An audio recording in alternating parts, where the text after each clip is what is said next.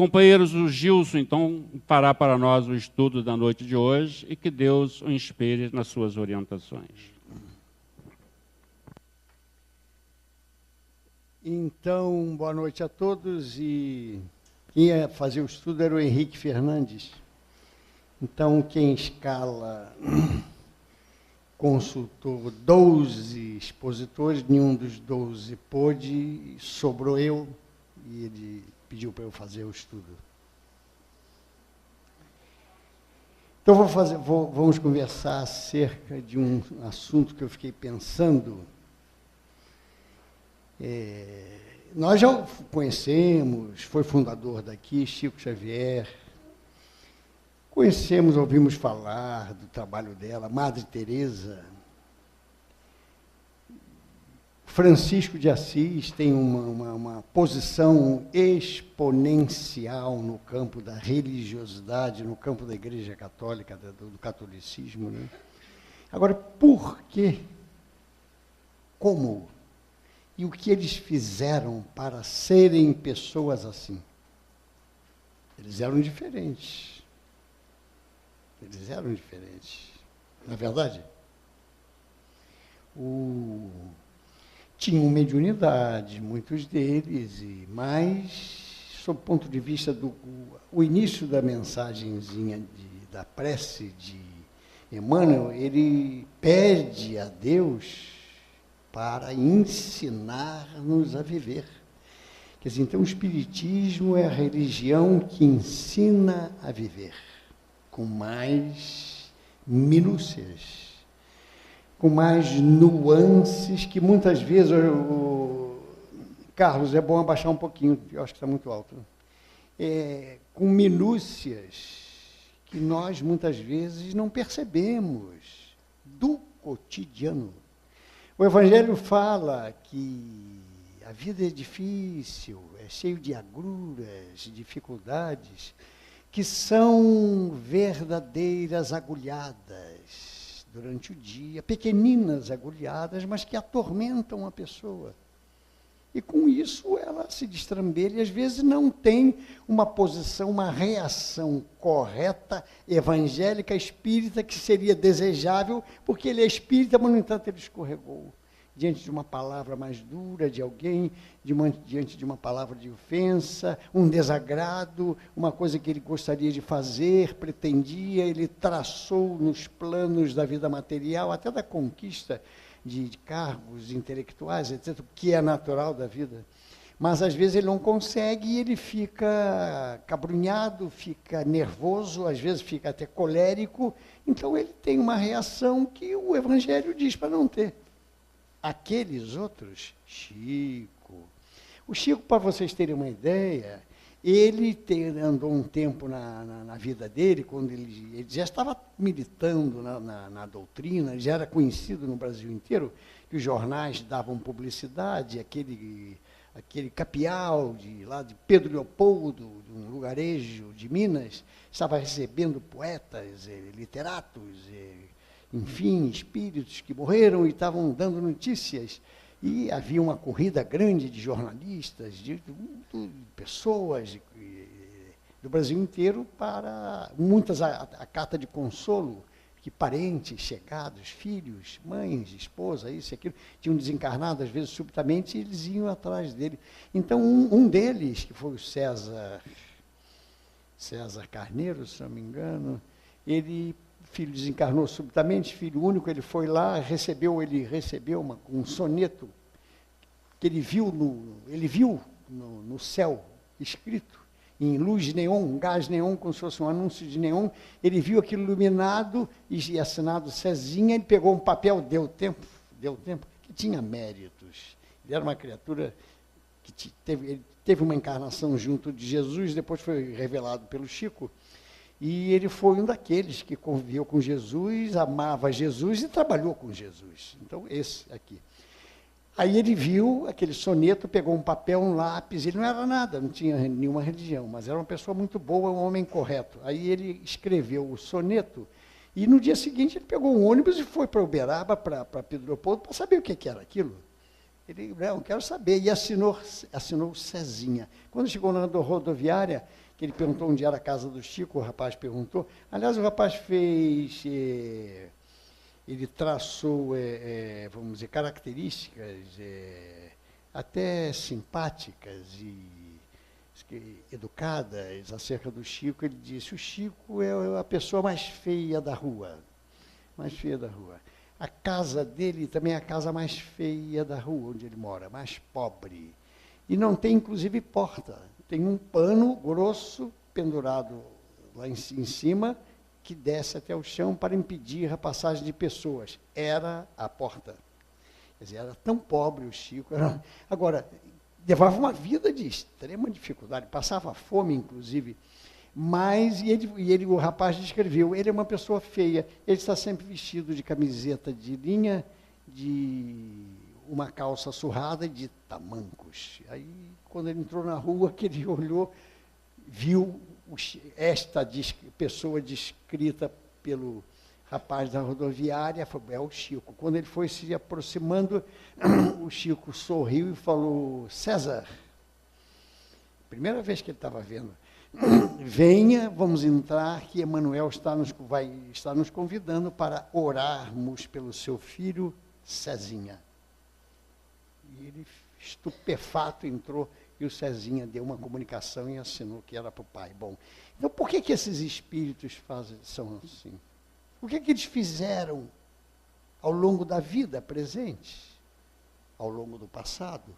Eles fizeram alguma coisa, eles se comportaram de uma forma, eles construíram, aí é que tem não é segredo, mas eles construíram na alma deles. E quando eu construo uma virtude, uma qualidade, eu nunca mais perco. Nenhum de nós perde. Quando nós construímos no nosso psiquismo eterno, no nosso psiquismo espiritual, uma qualidade, uma virtude, nunca mais nós vamos perder. Podemos ser testados várias vezes, e somos testados, seremos testados, para ver se nós adquirimos aquilo. Aí, depois de alguns testes, podem ser 10 vezes, 15, não, ele é assim, não precisa mais, afasta ele dessa prova e vamos botar outra, porque nisso ele não cai mais. Então, através disso aqui, então vou botar aqui, renovação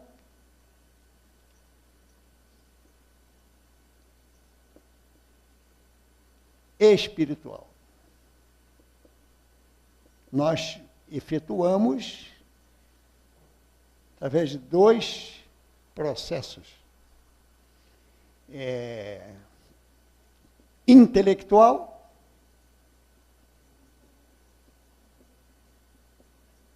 tá certo? Intelectual, através do estudo. E afetivo, através da melhoria de quê? De quê?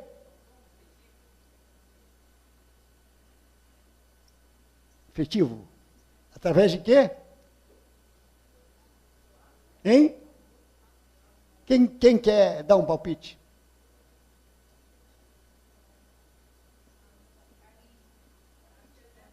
Hein? Carinho?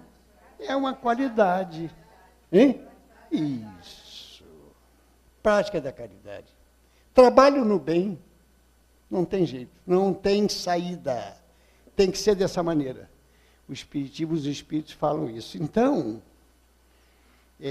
porque a gente atrai bons espíritos fazendo a caridade. Nós atraímos para nós. Quando a gente dá uma resposta colérica para uma pessoa que nos distratou, em casa, embaixo das 4 paredes, nas 4 paredes, em casa, a gente sai uma discussão, é comum, né? Então, nós atraímos imediatamente fluidos eletromagnéticos daquela natureza que vão nos envolver. A gente vai ficar mais... que nos acompanham, e nos acompanham. Olha o que Emmanuel fala. Eles nos acompanham, esses fluidos, como é que pode acompanhar? Cadê? Será que eu perdi? Não, não perdi. Está aqui,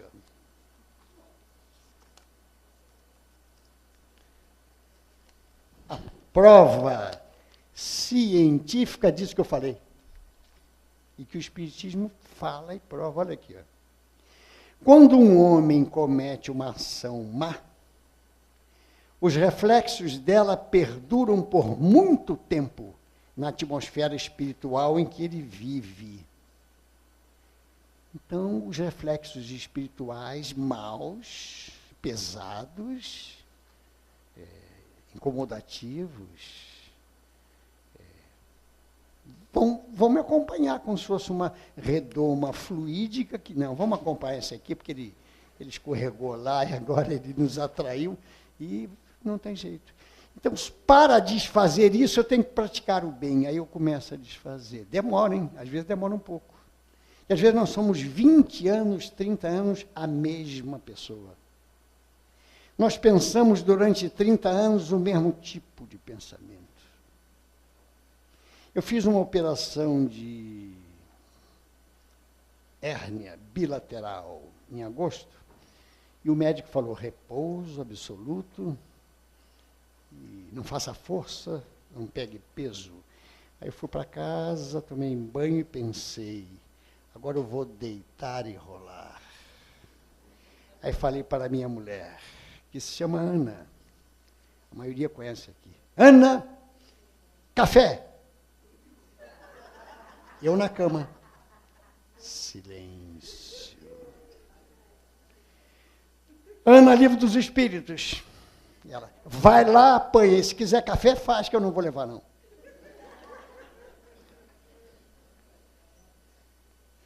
Aí eu vi que o homem sofre.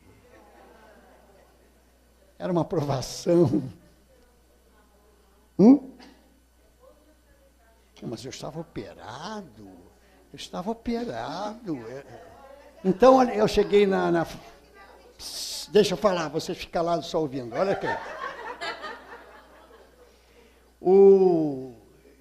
Que nós somos assim, né? Nós somos os principais. Eu sou o melhor. Nós pensamos assim. Primeiro nós, primeiro eu. Ele. Não somos? Está aqui, ó. Eu vou ler isso que eu falei aqui. Bom, então eu entrei numa loja de um amigo meu, colega de infância, espírita, na freguesia, e algum tempo que eu não o via, que eu não passava lá, por causa da cirurgia, fiquei 2 meses em repouso, aquela coisa, e passei lá, entrei, quanto tempo? Aí eu afivelei, como eu sou humilde, eu sou resignado, eu afivelei uma máscara de sofrimento, uma máscara de mártir na fisionomia, você não queira saber. Eu operei 2 hérnias. Só eu sei o que eu passei para ele. Ele começou a rir. Eu falei, por que ele está rindo? Que negócio é esse? Eu estou falando que eu operei hérnia, ele ri. Aí ele falou, eu operei 4.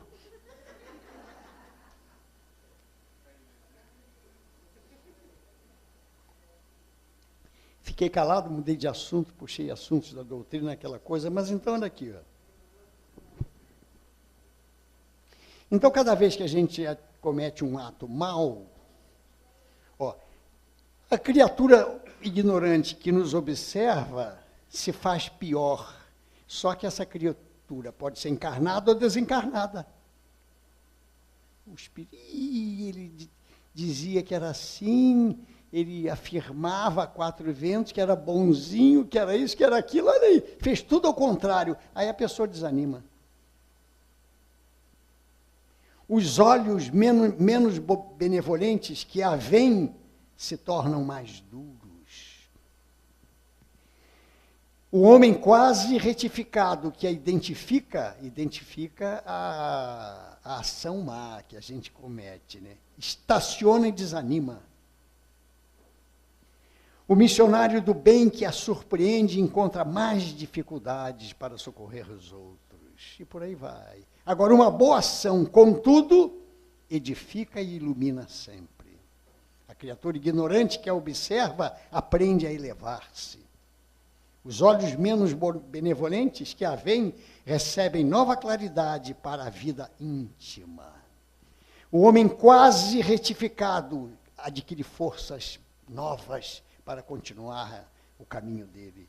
Então, está aí. Agora, então tem uma posição aqui interessantíssima. No Livro dos Espíritos, no resumo teórico do móvel das ações humanas, o item 872, Kardec faz um seguinte comentário, quer dizer, que se insere nisso que eu estou falando, porque tudo isso aí, que para nós melhorarmos e criarmos sentimentos elevados e nos transformarmos em outras pessoas, que é a finalidade da nossa vida, ele diz o seguinte: cabe à educação combater as más tendências.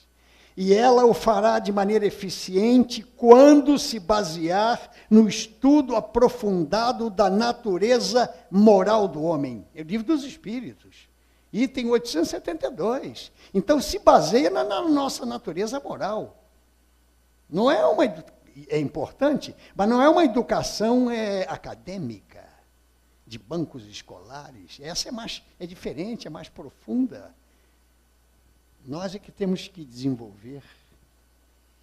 Pelo conhecimento das leis que são regidas por esse esquema que ele falou aqui, que rege a natureza moral, chegar-se-á a modificá-la. Então, nós podemos modificar.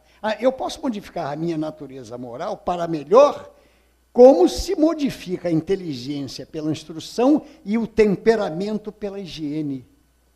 Livro dos Espíritos. Agora, quem é que precisa se modificar? Quem? Eu vou falar. Emmanuel fala, para corroborar isso que eu estou dizendo, quem não pode mudar a própria contextura de seu pensamento, quem não pode modificar a própria contextura do seu pensamento, nunca será capaz de alterar a realidade. Emmanuel. Agora, quem é que precisa disso? Quem é? Vocês aqui, eu acho que não, vocês já estão em outro... Mas eu preciso. Eu preciso estudar isso aqui. Olha só. Quem se sinta infeliz, quem se julgue pouco estimado. Tem pessoas, não, ninguém gosta de mim. Em casa, não, ninguém gosta de mim. Eu sou relegado a plano secundário, a pessoa fala. Né? Eu não trabalho bem, eu não queria ter esta profissão, porque... não trabalho bem, não estou satisfeito no que faço. Por mim, eu seria outra coisa. É comum, é a insatisfação. A pessoa que se irrita com frequência precisa mudar. É bom que mude. A que pensa em prazeres excessivos. Lembrei do poeta. Prazeres, sócios meus e meus tiranos. Foi Augusto dos Anjos que fez uma dessa. Aquele que só trabalha por dinheiro, que pensa primeiro em si mesmo, que fala horas seguidas acerca dele, não deixa ninguém falar, não suporta ser criticado, se considera superior aos outros. Então, essas pessoas precisam modificar isso aí para melhorarem os sentimentos e subirem de escala, na escala espiritual. Né? Agora, tem um livrinho aqui, esse livro que o Velocino de Camargo citou, que é muito bom, vale a pena, hein? Vale a pena vocês comprarem e lerem, olha aqui. Ó. Então, como é que eu posso iniciar uma prática para desenvolver essas qualidades? Agora, para isso, eu tenho que utilizar uma técnica de auto-observação, eu me auto-observar. Como é que eu sou? O que é que eu faço? O que é que eu penso? Então, só que ele diz, surpreendentemente, interessante, ele diz, comece observando o exterior. Olha só, comece observando as atitudes mais simples, a maneira de se alimentar, né? A maneira de se alimentar. Isso é uma coisa que eu não gosto, sinceramente. Tem uma ligação com isso. Tem pessoas que falam com as outras pelo telefone, mastigando e almoçando, e jantando, sei lá, e mastigando. Aquilo eu me sinto mal. Aí ele não fala direito, ele interrompe para engolir, para não sei o quê. E ele, bom, com a boca cheia, a voz está esquisita, e aquilo me dá um negócio esquisito. Vem cá, você está jantando ou está lanchando? Quando acabar, liga para mim, que eu ligo. Então, observe como você se alimenta, verificando se ela é normal, se é delicada ou se é grotesca. Grotesca. Tem pessoas que comem, fazem um barulho danado, espirra comida por tudo que é lado e comem, não é? É assim.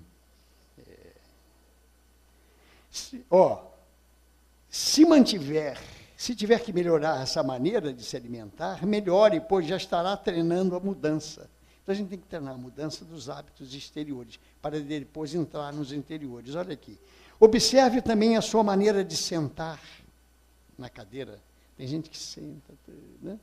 Fica com os pés lá, até em casa. Aí o outro passa, que escorrega, tropeça, pode cair.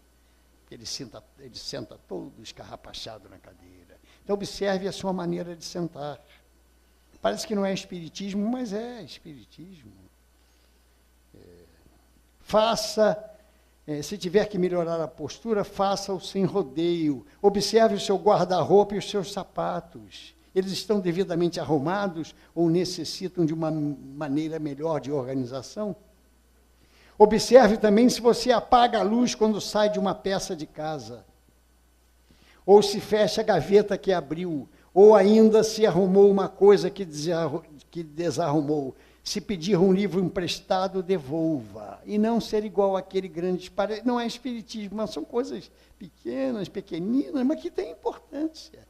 Igual aquele escritor que tinha uma biblioteca de 25 mil livros, não sei se em Botafogo, e botou um letreiro, não empresto livros. Estava lá, de madeira, que ele mandou fazer. Esta biblioteca foi feita de livros emprestados. Eu estava ali, então.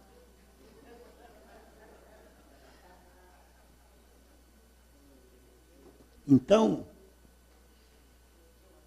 Emmanuel fala para o Chico, falou para o Chico, quando você não tiver uma palavra que auxilie, procure não abrir a boca. É importante. Outra coisa interessante que muitos de vocês fazem, agora eu tenho dificuldade em fazer, que às vezes eu esqueço. Olha aqui, ó. Nós já observamos na rua, no jardim, na nossa casa, perto, nos lugares que tem isso, flores, plantas floridas. Já paramos para olhar uma flor e ficar examinando, observando aquela planta, se esquecendo do mundo exterior e olhando aquela planta. O Chico falou, você quer sentir Deus no seu interior? Pegue uma folha de uma árvore, qualquer árvore. Pegue a folha e fique olhando para a folha, olhando a textura, a cor, os vasos lenhosos e liberianos, tempo de lembrança de escola, e fica olhando. Nós vamos sentir quem? Deus. Então, é um hábito bom nós pararmos de vez em quando. Tem pessoa que só anda com a cabeça baixa olhando para o chão, não olha para o alto. Às vezes à noite, não vê há quantos meses e quanto tempo não olha, não vê uma estrela, não contempla uma estrela, a lua cheia. Porque ela está sempre igual um caracol, envolvida nela, nos problemas na vida, acha que não vai dar certo, que vai ser difícil. Jesus falou, a cada dia baixa o seu mal. Para que eu vou pensar no dia de amanhã? Me preocupar com o dia de amanhã? Então,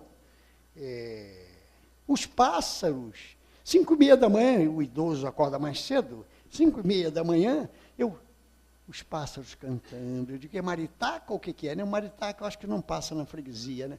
Que é um bicho muito... Passa? Maritaca. Ó, tá vendo? Ela mora na freguesia, ela sabe. Então, às vezes, eu fico ouvindo uma maritaca ou outra, o outro... Passarinho. Quem? Hein? Passarinho. Passarinho. Qualquer pássaro, mas que cante. Ele tem que cantar para eu ouvir o canto dele. Então, isso é uma coisa espetacular e maravilhosa. Eu ficar ouvindo o pássaro. Eu vou sentir quem? Que maravilha. Eu posso fazer uma prece ali e agradecer a Deus aquele cenário que eu estou sentindo. Galo cantando? E o que você acha? É bom? Então, continue acordando com o galo. Mas o que eu quero dizer é o seguinte, não desvirtue o que eu estou falando. O que eu quero dizer é o seguinte, isso aí é a contemplação daquilo que nos rodeia, que está na natureza, e que nós, muitas vezes, levamos meses sem fazer isto. Está no livro, está nesse livro. Ouvir os pássaros, contemplar uma árvore, uma flor. Então, depois de sentar direito à mesa, comer direito, atender direito, ouvir a pessoa e não interromper.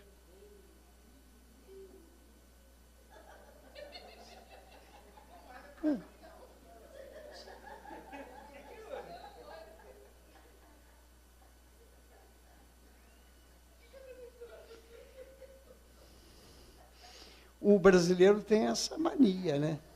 Às vezes está olhando para a pessoa está contando um arrazoado, uma coisa sofrida, ela está falando, ele está olhando para ela fixamente, olhando para ela e ele pensando, amanhã tem que ir no banco do Itaú, pagar um negócio. Mas o que foi? Que foi mesmo, hein? Que foi? Mas você não está olhando para mim, então não está prestando atenção. Eu tenho um colega, um amigo meu, que é uma figura fantástica, eu admiro ele, gosto dele. Eu entro lá no local de trabalho, está ele lá, ele chega cedo. Aí, se eu atrasei 1 minuto, ou 2, ou 5, ele olha para mim e fica de cara feia. Ele não é meu patrão, não é nada, ele é igual a mim, é colega meu. Ele aluga uma parte, eu alugo outra, diferente. Mas ele olha para mim de cara feia, porque ele acha que eu tenho que chegar antes da hora. Se eu chegar em cima da hora, está errado. Aí ele olha de cara feia. Aí eu, bom dia, ele não levanta, ele... Bom dia, ele rosna um bom dia, bom dia. Aí eu, mas fulano, isso assim, você viu a notícia de ontem, não sei o quê, e ele continua. Eu, fulano, eu estou falando com você, ou você vai ler jornal, ou vai prestar atenção no que eu estou falando. Ler jornal. Aí eu paro, não converso mais nada com ele. Então... Aí, depois dessas técnicas, dessas práticas disciplinadoras da observação das coisas exteriores, aí ele entra nas coisas interiores. Observação do interior. Passamos a seguir, para as outras observações, ele diz o seguinte, essa prática singela e sistemática de observação vai aumentando o nível de consciência a respeito de tudo aquilo que ocorre, não só conosco, mas também em nosso derredor. É triste passarmos uma vida inteira sem observar as belezas que Deus nos oferece, formando um hábito saudável e consciente de observarmos tudo serenamente. Começamos a respeitar mais a natureza, a amar mais os animais e as pessoas. Foi por isso que Emmanuel disse com propriedade, o amor é o hálito de Deus em tudo aquilo que é criado. É o hálito de Deus, da divindade. Então ele diz, passamos a seguir a realizar uma observação do que ocorre em nosso interior. Estávamos mais habituados a ver e analisar as coisas que nos circundavam. Mas por isso não nos conhecíamos interiormente. O Freud, que foi o pai da psicanálise, ele levou 2 anos no treino na meditação, no esforço de conhecer como ele era. Isso é ligado à pergunta 919 do Livro dos Espíritos, conhece-te a ti mesmo, não é? Que Santo Agostinho perguntaram a ele por que ele atingiu aquele estágio, e ele falou, porque eu fazia um exame de consciência toda noite. Eu via onde eu falhava, quem eu tinha ofendido ou maltratado, e no dia seguinte eu corrigia. Por isso ele se tornou Santo Agostinho, através de um trabalho íntimo, interior, de análise íntima e que ele fazia. Está aqui. Bom, observação das emoções. Eu tenho que observar as minhas emoções. Como é que eu reajo diante das coisas? Então, quando eu recebo uma notícia boa ou ruim, como é que eu reajo? Então, depois ele vem e fala, observação dos pensamentos. Essa é pior ainda, mais difícil, que o Fabiano de Cristo fazia. Não ter maus pensamentos. É muito difícil. Comecei a fazer isso um tempo atrás, uns meses, esse treinamento, de varrer os maus pensamentos. Teve uma hora que houve um problema lá em casa, mais difícil, aquela coisa, problema natural da vida, do cotidiano. Logo depois, como eu fiquei enfraquecido, em face, né, da discussãozinha, eu me enfraqueci psiquicamente, aí veio uma enxurrada de maus pensamentos. Eu digo, como é que pode? E eu achando que eu não pensava, mas pensei. Mas eu tenho que mudar. Eu não posso mudar de uma hora para outra. Então, é esquecer, usar a prece que Fabiano de Cristo usava. Como o Emmanuel falou aqui, ó. Ensina-me a viver, Senhor. Eu preciso aprender a viver. Está aqui. Deus de eterna bondade, ensina-me a viver.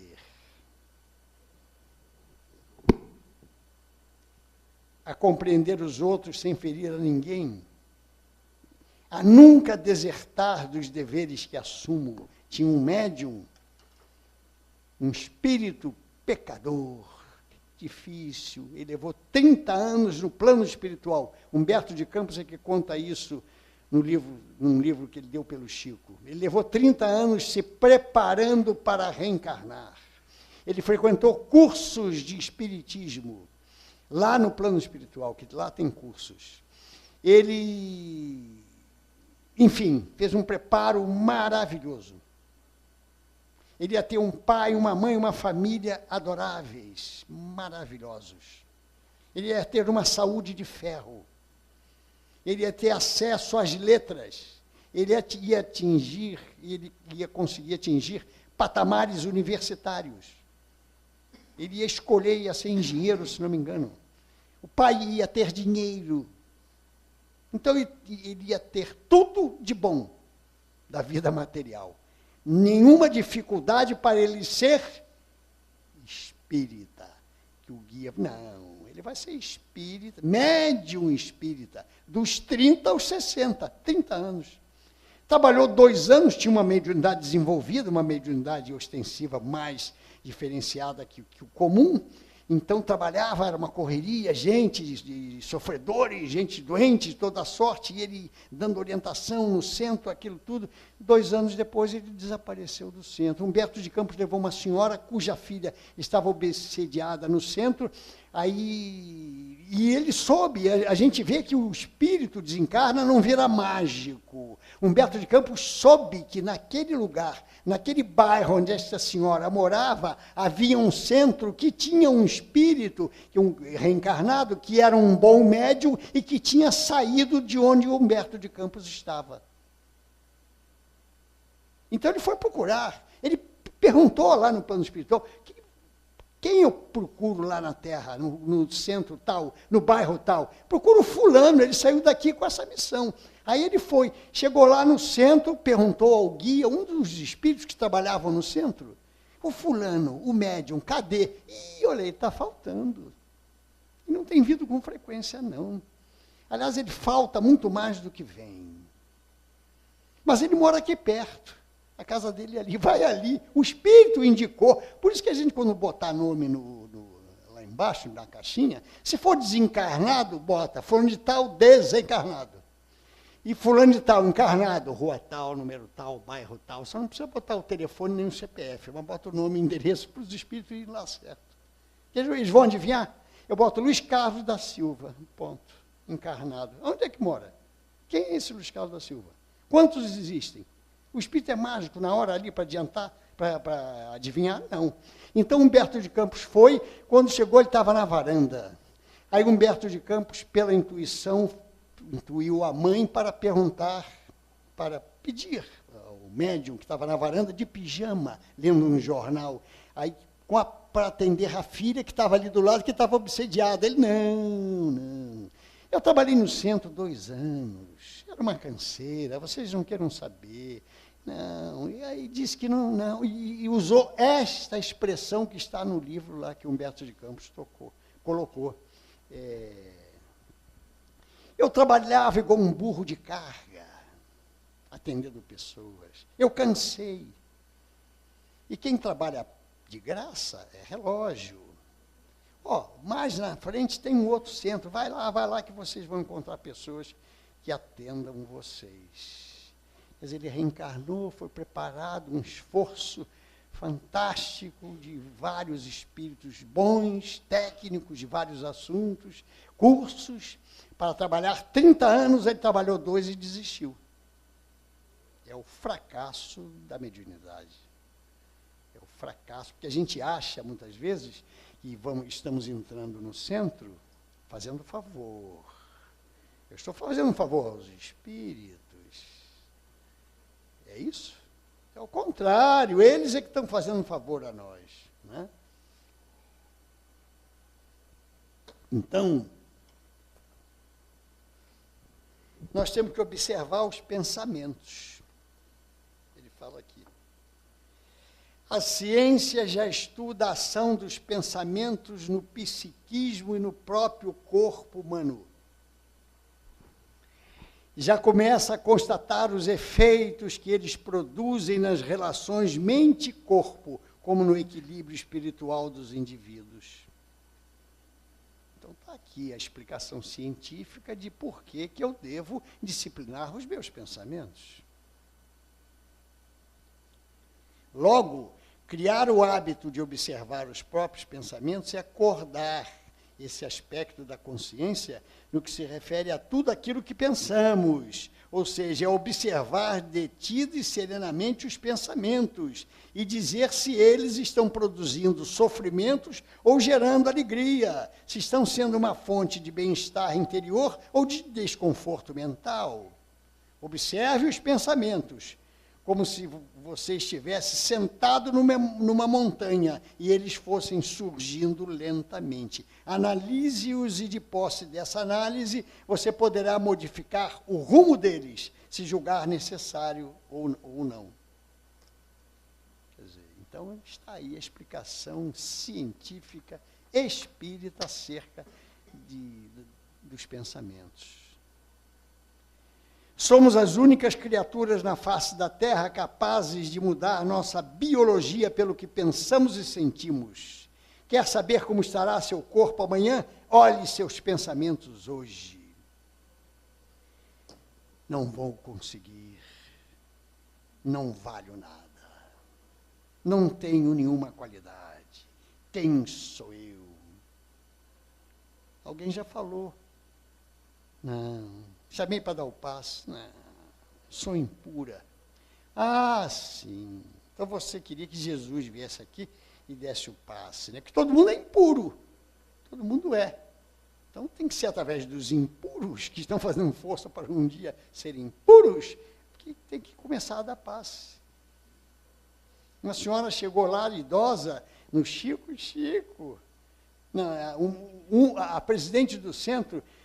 O Chico mandou você dar passe? Mandou. Então vai falar com ele. Eu acho, pessoalmente, que a senhora já está com muita idade, etc., que a senhora não era para dar passe, mas se ele mandou, volta para falar com ele. Aí ela falou, se queixou. Olha, a fulana de tal, que era presidente do centro, a fulana de tal disse para eu voltar a falar com o senhor, afinal de contas, a minha idade, o que você acha, Chico? Não pensa nisso, não. Faça o seguinte, imponha as mãos na frente da pessoa, faça uma prece, uma súplica por aquela pessoa. Os espíritos vão fazer o resto. Quer dizer, claro que é bom a gente saber o mecanismo do passe, como é que funciona, a postura, se eu devo ficar falando ou não, estalar dedo, bufar e respiração ofegante. Não, nada disso. É a postura, é o procedimento didático e espírita, que a doutrina descreve e diz como a gente deve proceder no passe. Senão uma pessoa dá um passe numa fila, começa a bufar, falar baixinho e talar dedos e não sei o quê, aí o outro olha que vem, não, vou com aquele ali, aquele recebe espírito, aquele que é o bom, os outros não. Os outros não falam nada, não tem barulho nenhum, dão um passo até meio mecânico, então eu vou com aquele, quer dizer, cria preferências artificiais e falsas. Que às vezes é aquele que não fala nada, que não faz barulho nenhum, aquele que é o melhor do que o outro. Minha sogra foi dar passe num canceroso com o meu sogro, ela estava meio doente num lugar aí ela...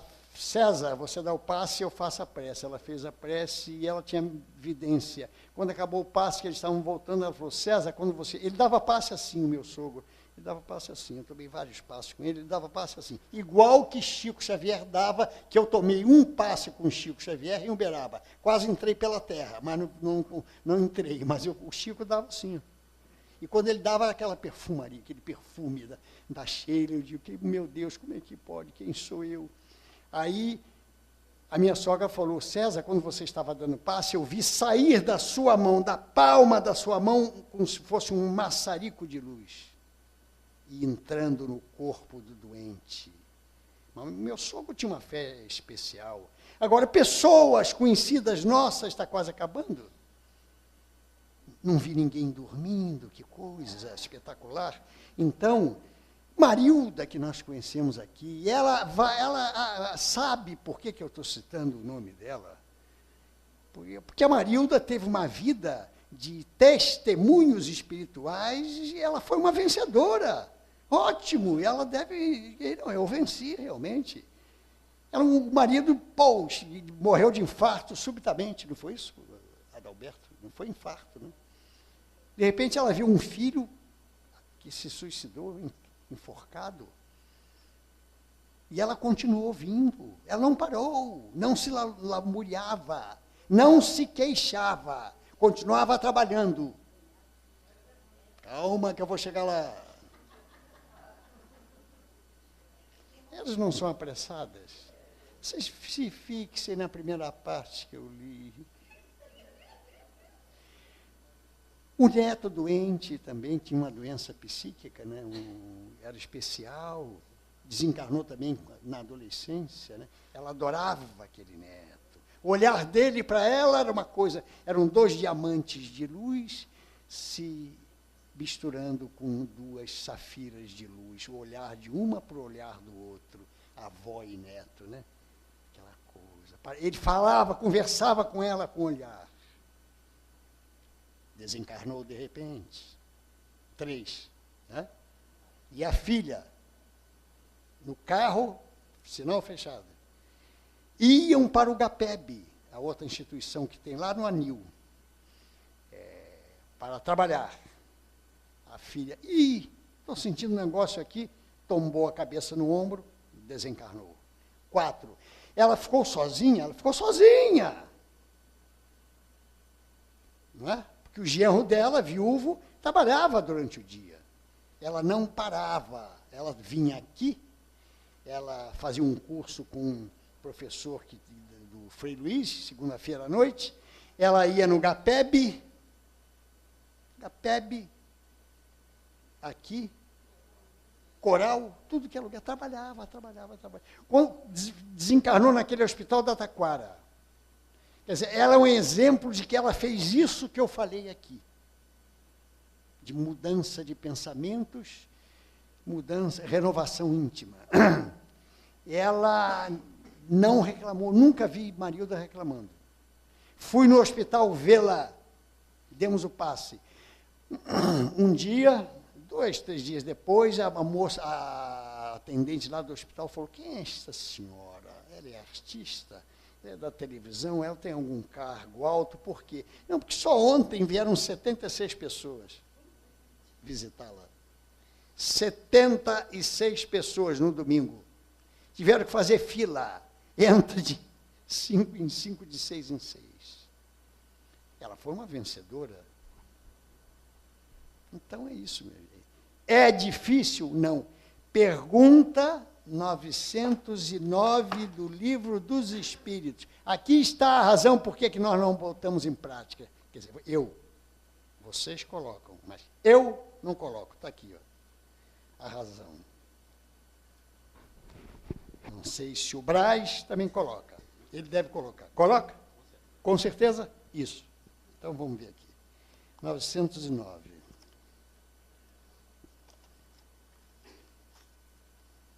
Coloca mesmo, Braz? É?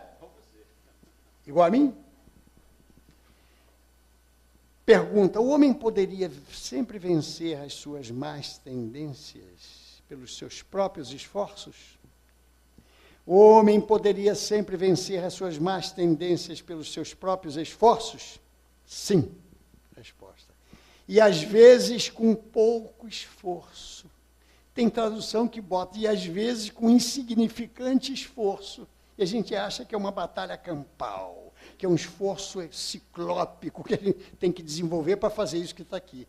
Com pouco esforço. O que lhe falta é a vontade. Ah, como são poucos os que se esforçam. Você é assim? Eu também sou assim. Então, meus amigos, para encerrar, é isso. Quer dizer, observação dos pensamentos, observação dos sentimentos, porque todo pensamento nosso vai carregado de sentimento, toda reação nossa vai carregada de sentimento, e a consciência é o agente da mudança. Onde está escrita a lei de Deus? Kardec perguntou. Na consciência. Então é isso. A consciência é o agente da mudança. Quer dizer, então, meus amigos, vou encerrar com um poema. Dessa vez eu vou ler, porque eu não decorei, estou decorando. Que nós temos o hábito, né, de julgarmos pelas aparências. Então, o Noel Rosa, na época dele, hein, foi a um enterro de um amigo com roupa comum, colorida. Aí observaram que tinha que ser de luto, né? Tinha que ser de preto e azul marinho. E começaram a criticaram ele abertamente. Aí ele fez, lá mesmo naquela hora, no cemitério, ele fez... Caiu o negócio aí. Fizeram, hein? Como é que é? Que foi? Não, ele foi de roupa. No cemitério foi. Ele tinha que ir de roupa. Hein? Não, no cemitério ele escreveu uma trovinha. Neste funeral de dor, onde o luto é vaidade, o meu luto é a saudade, e a saudade não tem cor. Está vendo? Então, para encerrar. Repete. Jadiel já sabia isso, decora. Neste funeral de dor, onde o luto é vaidade, o meu luto é a saudade, e a saudade não tem cor. Noel Rosa. Então, Noel Rosa, estávamos eu, Gilberto, João e outros lá em Uberaba, e Chico Xavier psicografando, Valdo Vieira parado. Chico psicografou. Parou. Valdo continuou. foram 8 trovinhas de Noel Rosa. 4 pelo Chico, 4 pelo Valdo Vieira. Está em livro isso. Como ele não era um espírito de luz, espírito igual a Jesus, igual ao Dr. Bezerra, que pode irradiar para os dois médios e os dois iam escrever ao mesmo tempo, então ele patenteou uma das verdades da doutrina espírita, um dos mecanismos espirituais da vida. Um escreveu, ele escreveu por um, parou e escreveu pelo outro. 8 trovinhas. Então está aqui. Então,